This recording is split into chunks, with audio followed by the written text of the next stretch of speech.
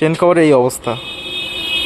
এই সুপার স্প্লেন্ডারটা আওয়াজ হচ্ছিল পিছনে, আর মালিক এসে বললো যে আমার পিছনের ব্রেক শুতে আওয়াজ হচ্ছে, তো ব্রেক শুতে চেঞ্জ করে দাও।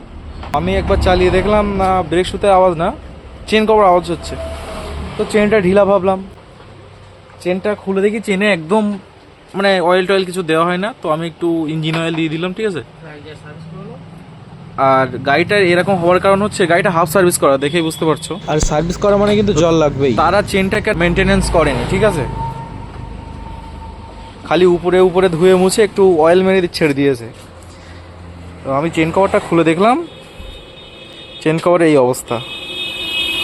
আর চেনটা আমি ইঞ্জিন অয়েল দিয়েছি বলে একটু ভিজে আছে, তা নয়তো একদম লাল হয়েছিল, জং ধরে যেমন লাল হয়ে থাকে। এর ভিতরটাও কিন্তু একটু পরিষ্কার করেনি। শুধু সার্ভিস বলতে এই নয় ধুয়ে দেওয়া, ঠিক আছে, সার্ভিসে কিন্তু অনেক কাজ থাকে, তবেই কিন্তু মানুষ আমাদের পয়সা দেয়। দেখো কতটা ময়লা। তো হাফ সার্ভিস, এটা কোনো হাফ সার্ভিস না, ঠিক আছে।